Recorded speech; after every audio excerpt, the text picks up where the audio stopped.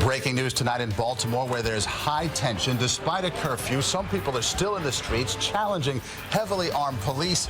And it looks like the beginning of a long night tonight. Good evening, everyone. I'm Maurice Dubois. And I'm Christine Johnson. Live pictures now from Baltimore here to show you. Police say this group is aggressive and disorderly.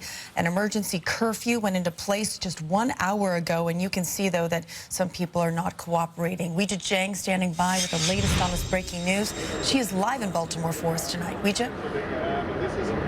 Well, Christina, Maurice, it is almost eerily quiet where we are right now, with only members of the press corps on the street with credentials. And that is something police are looking for, because everyone else in Baltimore is supposed to be inside until 5 a.m. You can see a line of police officers here along with a Humvee. They're not letting anyone penetrate the neighborhood that is essentially ground zero for all the most violent riots. It appears to be a really calm scene right now, but let me tell you, this is so drastically different from what we saw just a few minutes ago.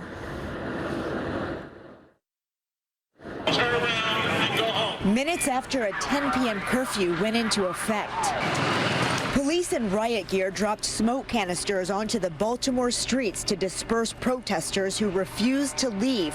One man even launched his bike into a row of officers. Well, the mayor says if you don't go home, you could face criminal charges. And I do understand that also.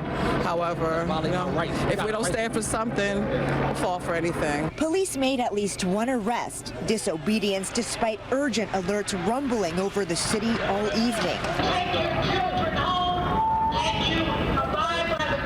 And loudspeakers on the ground warning people of a citywide curfew from 10 p.m. to 5 a.m. The mayor ordered it to prevent another night of chaos. I think this can be our defining moment and not the darkest days. On Monday, rioters took over parts of the city, looting stores, setting cars and buildings on fire.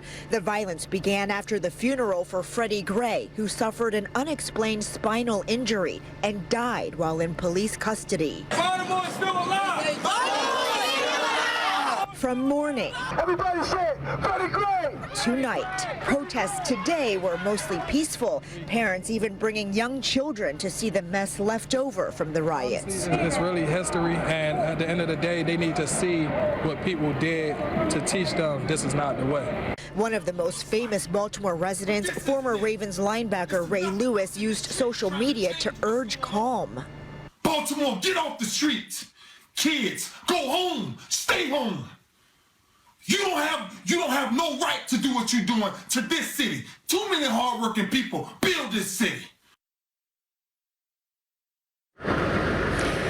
And that is, of course, the message that Baltimore officials have been stressing all day long, putting thousands of police officers all across the city from here to downtown. They say they don't want to try to intimidate people, but really they have to do this to try to gain a sense of order again for their city. It's not exactly clear when the curfew will be lifted, but again, it is from 10 p.m. until 5 a.m. until further notice every day.